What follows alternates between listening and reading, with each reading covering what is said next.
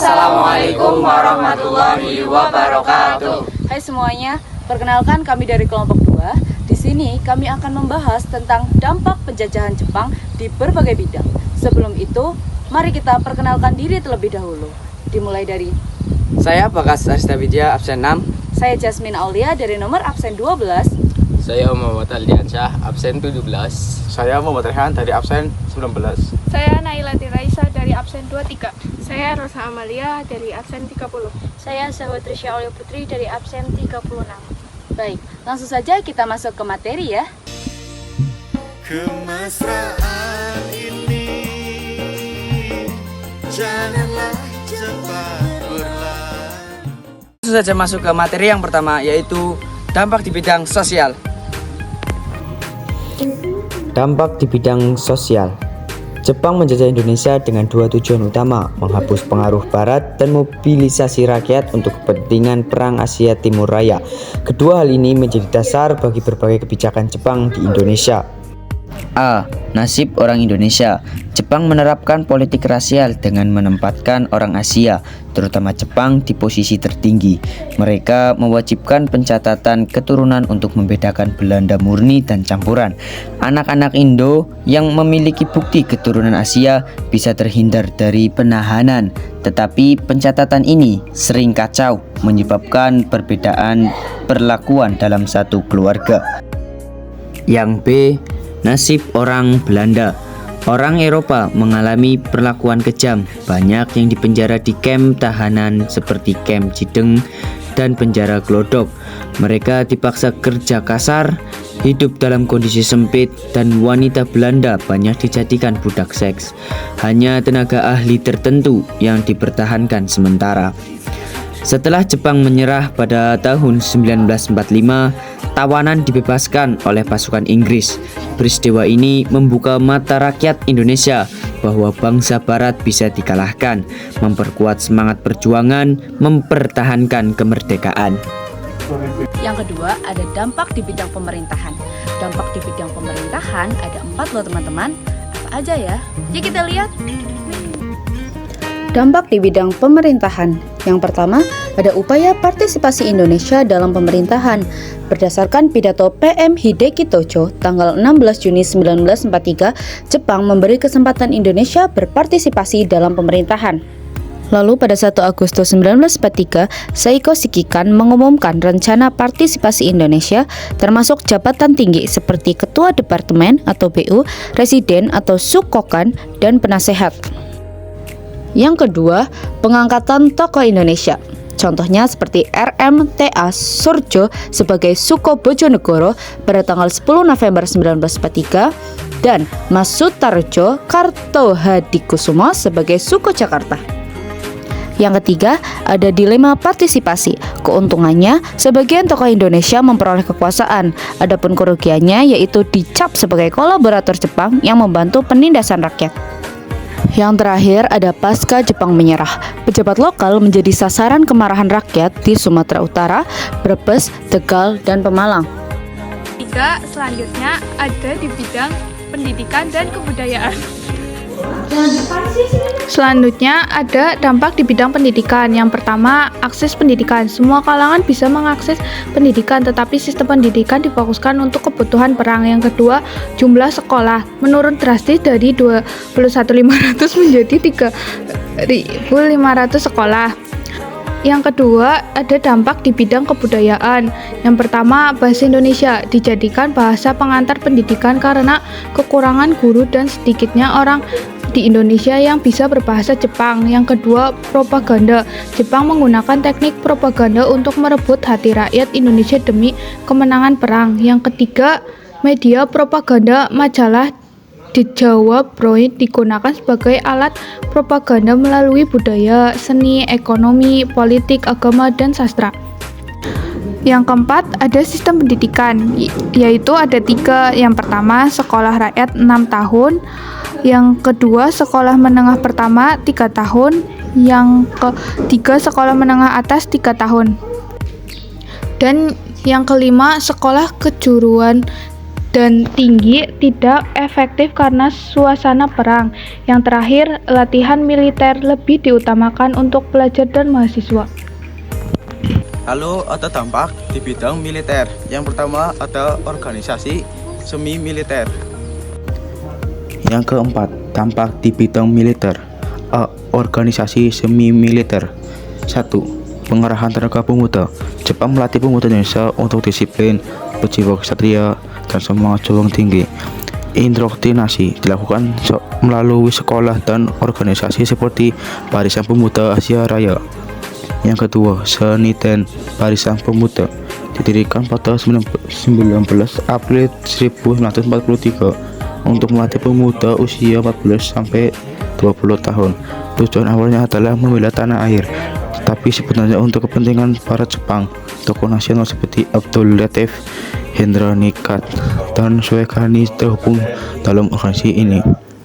Yang ketiga, Keibotan Korps Kewaspadaan dibentuk pada 29 April 1943 sebagai barisan pembantu polisi untuk menjaga keamanan desa. Anggotanya pria usia 26 sampai 35 tahun. Organisasi ini dikawal ketat oleh Jepang agar tidak dipengaruhi oleh kaum nasionalis. Yang keempat, Swiss Hinte Barisan Pelopor. Saya pemuda dari Jawa Hokkaido yang dibentuk Agustus 1944 oleh Insinyur Soekarno dan tokoh nasional lainnya. Organisasi ini bertujuan menumbuhkan nasionalisme dan mempercepat persaudaraan rakyat. Yang kelima, Hizbullah dibentuk pada 19 Desember 1944 sebagai pasukan cadangan pemuda Islam atas permintaan Masyumi. Jepang memanfaatkan untuk perang, tapi Masyumi melihatnya sebagai persiapan menuju kemerdekaan. Dipimpin oleh Ki Haji Zainul Arifin dengan anggota seperti Muhammad Roim dan Anwar Cokro-Minoto. Dilanjutkan dengan organisasi militer, yaitu Organisasi militer 1. Prajurit Pembantu atau Heiho dibentuk pada 26 September 1942 untuk membantu militer Jepang dalam tugas logistik, pemeliharaan senjata, dan penjagaan tahanan. Seiring waktu, Heiho dipersenjatai dan diterjunkan ke medan perang. Namun, mereka tidak mendapat pangkat tinggi dan mengalami diskriminasi dalam gaji serta fasilitas.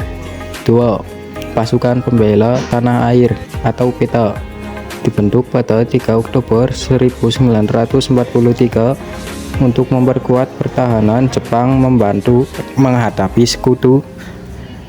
PETA dirancang sebagai pasukan gerilya lokal terdiri dari 69 batalion di Jawa dan 3 di Bali. Struktur kepangkatan meliputi Dai Dancho atau Komandan Batalion hingga Gyuhei atau prajurit. Meskipun dibentuk Jepang, PETA dipimpin perwira Indonesia dan menjadi cikal bakal TNI setelah kemerdekaan. 3. Gyokun, pasukan sukarela di Sumatera, setara dengan PETA di Jawa. Anggota Gyokun adalah pemuda usia 25 sampai 30 tahun yang pernah sekolah.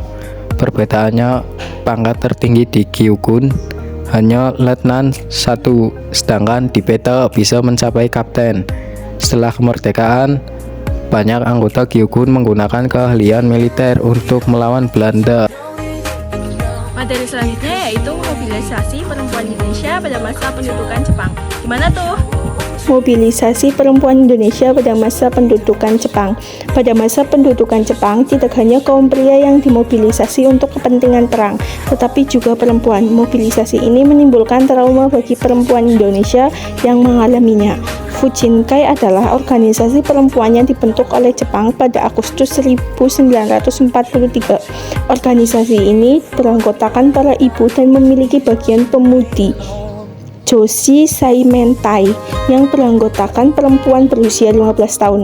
Fujinkai dibentuk dengan tujuan untuk menggerakkan kontribusi perempuan sebagai dukungan bagi tentara di medan perang.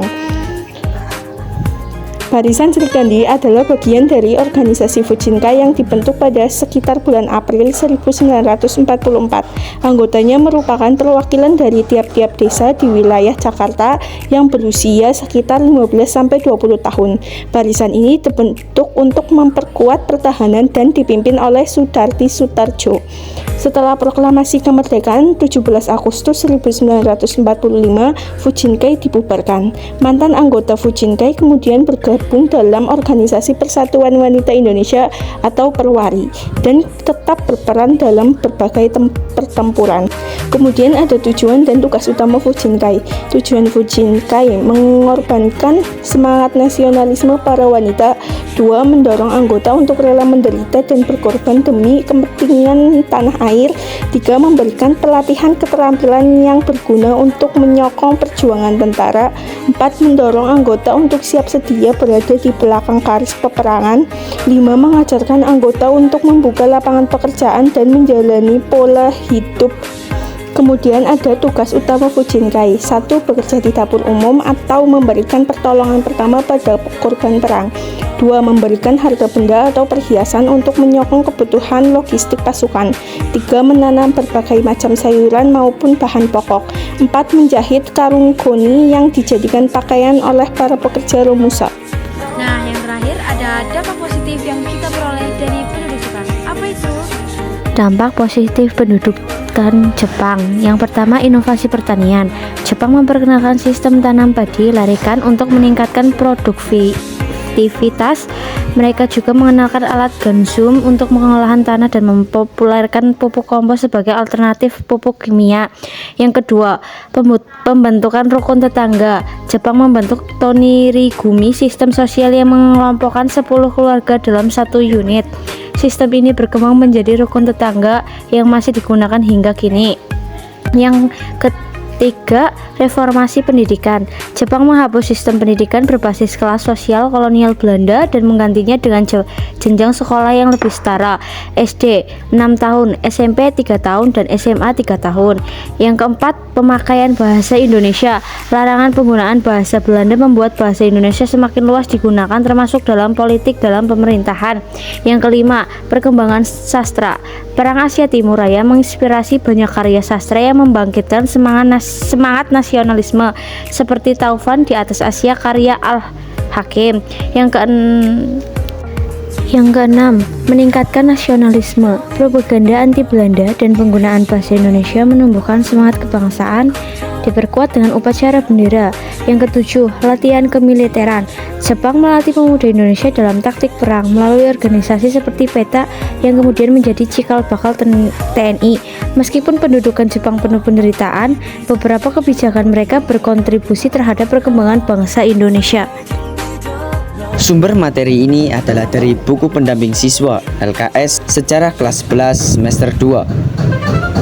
Thank you, bro.